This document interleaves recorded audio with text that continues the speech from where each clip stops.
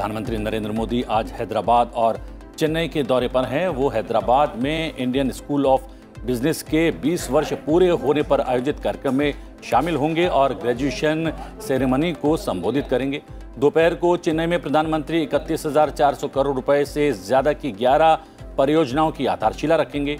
इन परियोजनाओं में railway, petroleum, आवास और सड़क जैसे प्रमुख बुनियादी क्षेत्र शामिल हैं। इन कार्यों से वाणिज्य और कनेक्टिविटी को बढ़ावा मिलेगा। बेंगलुरु चेन्नई एक्सप्रेसवे, 5 स्टेशन, चेन्नई, एग्मोर, रामेश्वरम, मदुरै, काटपाड़ी और कन्याकुमारी का पुनर्विकास होगा। चेन्नई में मल्टी मॉडल लॉजिस्टिक पार्क की आधारशिला रखी जाएगी। प्रधानमंत्री मदुरै थेनी रेलवे आमान परिवर्तन परियोजना, तांबरम और चेंगलपट्टू के बीच तीसरी रेलवे लाइन, 2 प्राकृतिक गैस पाइपलाइन और लाइट हाउस प्रोजेक्ट के रूप में निर्मित घरों का शुभारंभ भी करेंगे। टेरर फंडिंग मामले में दोषी आतंकी यासीन मलिक को एनआईए की विशेष अदालत ने उम्र कैद की सजा सुनाई है। साथ ही 10 लाख रुपए का जुर्माना लगाया है। यासीन द्वारा अपने खिलाफ लगाए गए सभी आरोप स्वीकार करने के बाद एनआईए के स्पेशल कोर्ट ने उसे दोषी ठहराया। हुर्रियत नेता और प्रतिबंधित संगठन जम्मू एवं कश्मीर लिबरेशन फ्रंट के प्रमुख को 2017 के आतंकी फंडिंग मामले में अदालत ने गुरुवार को दोषी ठहराया था।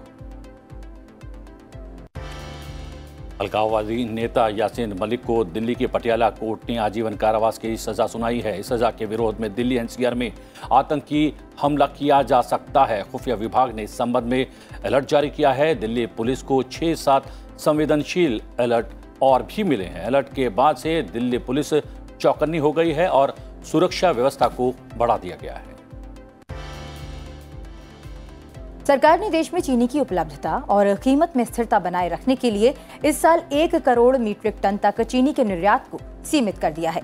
ये फैसला दुनिया में चीनी संकट के बीच देश में खुदरा कीमतों पर काबू पाने के लिए किया गया है।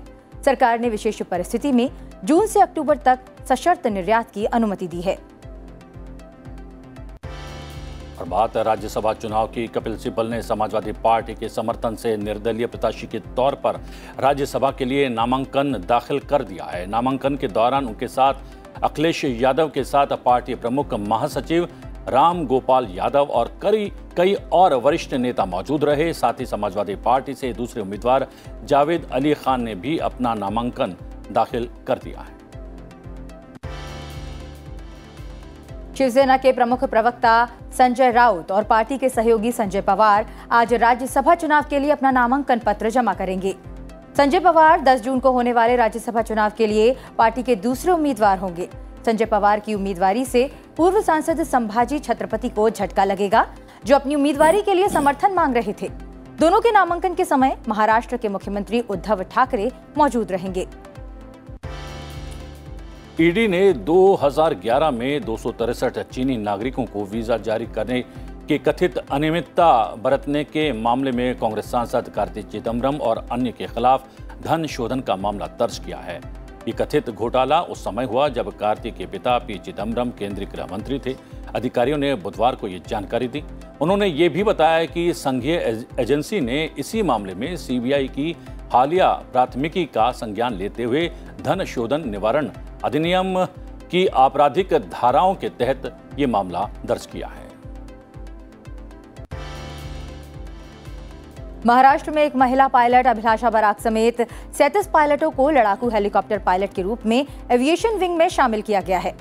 कैप्टन अभिलाषा बराक हेलीकॉप्टर पायलट बनने वाली पहली महिला हैं। नासिक में गांधीनगर एयरफील्ड पर आयोजित समारोह में कैप्टन बराक को प्री आर्मी पायलट कोर्स में प्रथम स्थान हासिल करने पर सम्मानित किया गया। इन अधिकारियों को कठिन प्रशिक्षण से गुजरने के बाद एविएशन विंग में शामिल किया गया है। अब नजर डालते हैं राज्यों से आई हुई खबरों पर। प्रधानमंत्री नरेंद्र मोदी के आह्वान पर आजादी के अमृत महोत्सव के अवसर पर हर जिले में 75 अमृत सरोवर बनाने का काम चल रहा है। इसी कड़ी में जमालपुर में पहले अमृत सरोवर का निर्माण किया जा रहा है। आज पर्यावरण, वन और जलवायु परिवर्तन मंत्री भूपेंद्र यादव हरियाणा के गुरुग्राम में फरुखनगर में पहले अमृत सरोवर का उद्घाटन करेंगे। मिशन अमृत सरोवर को 15 अगस्त 2023 तक पूरा किए जाने का लक्ष्य तय किया गया है। इस दौरान देश में 50,000 अमृत सरोवर का निर्माण किया जाएगा। बात राजधानी दिल्ली की। विनय कुमार सक्सेना आज दिल्ली के उपराज्यपाल के तौर पर शपथ लेंगे। शपथ ग्रहण समारोह राजनिवास में आयोजित किया जाएगा, जिसमें केंद्रीय मंत्रियों समेत कई अधिकारी भी शामिल होंगे। श्रृंगार गौरी के नियमित पूजा अर्चना और अन्य विग्रहों को संरक्षित करने के लिए दायर वाद सुनने योग्य हैं या नहीं, इस पर आज जिला जज डॉक्टर अजय कुमार विश्वेश की अदालत में सुनवाई होगी। न्यायालय में सबसे पहले मुस्लिम पक्ष के प्रार्थना पत्र पर ही सुनवाई होगी और इसके बाद आगे की कार्यवाही तय की जाएगी। इसके साथ ही कमीशन की रिपोर्ट पर भी अदालत में आपत्ति आ सकती है। जम्मू कश्मीर के कुपवाड़ा में सुरक्षा बलों और आतंकवादियों के बीच सुबह से मुठभेड़ जारी है। एएनआई के अनुसार जम्मू कश्मीर पुलिस को सूचना मिली थी कि कुपवाड़ा के एक गांव में कुछ आतंकी भारत की सीमा में प्रवेश करने की फिराक में हैं। इसी सूचना के आधार पर सुरक्षा बलों ने घेराबंदी की, जिसके बाद आतंकवादियों और सुरक्षा बलों के बीच मुठभेड़ शुरू हो गई। मध्य कश्मीर के बडगाम जिले के चाडूरा में बुधवार देर रात आतंकवादियों ने एक कश्मीरी टीवी महिला कलाकार अमरीन भट्ट की घर के बाहर गोली मारकर हत्या कर दी। गोलीबारी में उसका भतीजा भी घायल हो गया। भतीजे को सैन्य अस्पताल में भर्ती कराया गया है, जहां उसकी हालत गंभीर बनी हुई है। घटना के बाद सुरक्षा बलों ने पूरा इलाका घेर लिया है। हमलावरों की तलाश की जा रही है। इस बीच पुलिस ने कहा कि वारदात को लश्कर के 3 आतंकियों ने अंजाम दिया है। मामले की जांच की जा रही है। जम्मू कश्मीर के उपराज्यपाल मनोज सिन्हा ने टीवी कलाकार अमरीन की हत्या की निंदा की है। त्रिपुरा के मुख्यमंत्री डॉक्टर माणिक साहा ने केंद्रीय गृह मंत्री अमित शाह से मुलाकात की। मुख्यमंत्री बनने के बाद केंद्रीय गृह मंत्री से उनकी ये पहली औपचारिक मुलाकात है। दोनों नेताओं के बीच प्रदेश से संबंधित कई विषयों पर चर्चा हुई। अंतर्राष्ट्रीय ओलंपिक समिति ने भारत में पहला ओलंपिक मूल्य शिक्षा कार्यक्रम ओडिशा में शुरू किया है, जिसमें ओलंपिक से जुड़े पाठ्यक्रम को स्कूली शिक्षा प्रणाली में शामिल किया गया है। ओडिशा के मुख्यमंत्री नवीन पटनायक ने इसका शुभारंभ किया। इस बीच सीबीआई ने पश्चिम बंगाल के सरकारी और सहायता प्राप्त स्कूलों में भर्ती प्रक्रिया में कथित अनियमितताओं के मामले में मंत्री पार्थ चटर्जी से पूछताछ की। इस मामले में टीएमसी नेता पार्थ चटर्जी दूसरी बार सीबीआई के सामने पेश हुए। अब खबर मध्य प्रदेश से। मध्य प्रदेश नगरीय निकाय चुनाव को लेकर प्रत्यक्ष और अप्रत्यक्ष प्रणाली की गहमागहमी के बीच शिवराज सरकार ने बुधवार देर शाम एक और प्रस्ताव तैयार किया। इसके तहत नगर निगम के महापौर को जनता सीधे चुनेगी, जबकि नगर पालिका और नगर परिषद में अध्यक्ष का चुनाव पार्षद करेंगे। ये प्रस्ताव आज राजभवन मंजूरी के लिए भेजा जाएगा।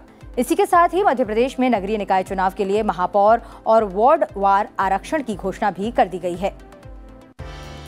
चंफाई पुलिस ने चालबाविया जंक्शन पर एक 28 वर्षीय व्यक्ति और उसके 4 साथियों से 468 विदेशी जानवरों को बरामद किया है। ये जानवर अवैध रूप से तस्करी के साथ जा रहे थे। बरामद किए गए जानवरों में से 4 कछुए, 11 सांप, 442 छिपकली, 4 पंजे वाले अलस और 2 ऊद बिलाऊ, 1 जंगली बिल्ली और 4 पेटो शामिल थे। असम में बाढ़ की स्थिति में सुधार हुआ है। हालांकि 17 जिलों में 5,80,000 से ज्यादा लोग अब भी प्रभावित हैं। प्रदेश के कछार, दर्रांग, दिमा हसाओ सहित 17 जिले अभी भी बाढ़ की जद में हैं। कोकली नदी खतरे के निशान से ऊपर बह रही है, जिसका असर कई गांवों में नजर आ रहा है। मृतकों की संख्या बढ़कर 26 हो गई है। वहीं गुवाहाटी में भारी बारिश के बाद कई जगहों पर जलभराव की वजह से लोगों को भारी मुश्किलों का सामना करना पड़ रहा है। उत्तरी गुजरात तट पर तेज हवाएं चलने की संभावनाओं के साथ मौसम विभाग ने मछुआरों को सलाह दी है कि वो शुक्रवार से 3 दिनों तक अरब सागर में न जाएं। 27 से 29 मई तक 60 किलोमीटर प्रति घंटे की रफ्तार से तेज हवाएं चलने की संभावना है। कच्छ, जामनगर, पोरबंदर और देवभूमि द्वारका जिलों में अरब सागर के तट पर काम करने वाले मछुआरों के लिए दिशा निर्देश जारी किए गए हैं। और अब अंतर्राष्ट्रीय खबरें। विश्व आर्थिक मंच की वार्षिक बैठक दावोस में आज संपन्न हो रही है। विश्व आर्थिक मंच के अध्यक्ष बोर्ग ब्रिंडे दावोस में बैठक के दौरान अपना समापन भाषण देने वाले हैं। इसके अलावा ईरानी विदेश मंत्री हुसैन अमीर बदुल्लाहियन और जर्मन चांसलर ओलाफ स्कोल्स का भाषण भी यहां पर होने वाला है। भारत भारी उद्योगों और लंबी दूरी वाले परिवहन क्षेत्रों में कार्बन उत्सर्जन में कमी लाने की वैश्विक पहल फर्स्ट मूवर्स कोलिशन में शामिल हुआ है। वैश्विक कार्बन उत्सर्जन में इन दोनों क्षेत्रों की हिस्सेदारी 30% है। जलवायु मामलों पर अमेरिकी राष्ट्रपति के विशेष दूत जॉन केरी ने इसकी घोषणा की। वाणिज्य और उद्योग मंत्री पीयूष गोयल ने कहा कि भारत जलवायु परिवर्तन से निपटने से जुड़े कार्यों में सबसे आगे रहा है। जलवायु परिवर्तन का मुकाबला करने के प्रधानमंत्री का सतत यानी पर्यावरण अनुकूल जीवन शैली के लिए वैश्विक जन आंदोलन का आह्वान काफी महत्वपूर्ण है। अमेरिकी राष्ट्रपति जो बाइडेन और विश्व आर्थिक मंच ने जलवायु परिवर्तन सम्मेलन में इस पहल की शुरुआत की थी। पाकिस्तान के राष्ट्रपति डॉक्टर आरिफ अलवी ने देश में चुनावी सुधारों पर महत्वपूर्ण कानून के लिए प्रधानमंत्री की सलाह पर नेशनल असेंबली और सीनेट का संयुक्त सत्र बुलाया है। सत्र के दौरान पक्ष और विपक्ष के बीच इस मुद्दे पर चर्चा होगी और फिर कानून की प्रक्रिया पर आगे बढ़ा जाएगा। तुर्की के राष्ट्रपति रेसेप तय्यिप एर्दोगन ने नाटो में शामिल होने के लिए फिनलैंड और स्वीडन के आवेदनों पर चर्चा करने के लिए राष्ट्रीय सुरक्षा परिषद बुलाई है। आपको बता दें कि फिनलैंड और स्वीडन के नाटो में शामिल होने की बात से रूस काफी नाराज है और उसने दोनों देशों को बड़े परिणाम भुगतने की चेतावनी भी दी है। रूसी राष्ट्रपति व्लादिमीर पुतिन किर्गिस्तान के बिश्केक में आयोजित यूरेशियन इकोनॉमिक यूनियन फोरम में शामिल होंगे। पुतिन इस बैठक में वीडियो लिंक के माध्यम से जुड़कर अपना भाषण भी देंगे। चीन के विदेश मंत्री वांग यी प्रशांत देश के साथ सुरक्षा समझौते पर हस्ताक्षर करने के 1 महीने बाद सोलोमन द्वीप का दौरा करेंगे, जहां चीन इस क्षेत्र में अधिक सौदों की मांग कर रहा है। जर्मनी के अर्थव्यवस्था और जलवायु मंत्री रॉबर्ट हेबेक और पर्यावरण मंत्री स्टेफी लेमके 2 दिवसीय बैठक के लिए बर्लिन में अपने G7 सहयोगियों की मेजबानी करेंगे। इस बैठक में कई अहम वैश्विक मुद्दों पर चर्चा की जाएगी। पाकिस्तान सरकार ने इस्लामाबाद में कानून व्यवस्था की स्थिति के मद्देनजर पाकिस्तानी सेना की तैनाती का आदेश दिया। पीटीआई प्रमुख इमरान के और पुलिस के बीच झड़प के बाद बुधवार को कई पीटीआई कार्यकर्ताओं को गिरफ्तार किया गया। खान ने इस्लामाबाद की ओर विरोध मार्च को हरी झंडी दिखाकर रवाना किया था। वहीं बढ़ते गतिरोध के बीच हाल ही में झड़प के बाद इस्लामाबाद के मेट्रो स्टेशन में आगजनी की खबर भी सामने आ रही है। और अब आज की गतिविधियों पर नजर।